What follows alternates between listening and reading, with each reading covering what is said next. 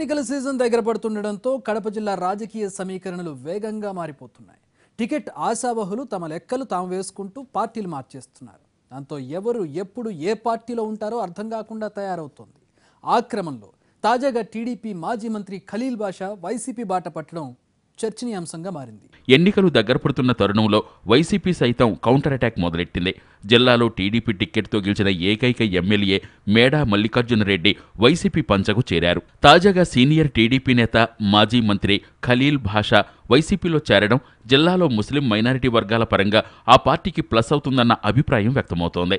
కడప నగరంలో ప్రముఖ వైద్యుడిగా ఉన్న ఖలీల్ బాషా 1994 ఎన్నికల సమయంలో రాజకీయాల్లోకి ప్రవేశించారు. కడప అసెంబ్లీ స్థానం నుంచి టీడీపీ అభ్యర్థిగా పోటీ చేసి విజయం సాధించి కేబినెట్ బర్త్ కూడా దక్కించుకున్నారు. 1999 ఎన్నికల్లో కూడా రెండవసారి విజయం సాధించి మరోసారి మంత్రి పదవి దక్కించుకున్నారు. అయితే 2004 ఎన్నికల్లో ఆయనకు టిక్కెట్ దక్కలేదు. దానిపై తీవ్ర అసంతృప్తితో ఉన్న ఆయన టీడీపీలోనే కొనసాగుతూ వచ్చారు. 2004 నుంచి ప్రతి ఎన్నికల్లో టిక్కెట్ కోసం పోటీ పడటం, అది దక్కకపోవడంతో ఖలీల్ బాషాలో అసంతృప్తి లెవెల్స్ పెరిగిపోయినట్లు కనిపించాయి. కొంతకాలంగా ఆయన రాజకీయాల్లో యాక్టివ్గా ఉన్న టీడీపీ టిక్కెట్ పరంగా ఎలాంటి సానుకూల పవనాలు కనిపించట్లేదట. ఈ పరిస్థితి గమనించిన వైసీపీ నేతలు స్థానిక ఎమ్మెల్యే అంజాద్ బాషా, కడప మేయర్ సురేష్ బాబులు రంగంలోకి దిగి ఖలీల్ బాషాతో చర్చలు జరిపి వైసీపీలోకి ఆహ్వానించారు.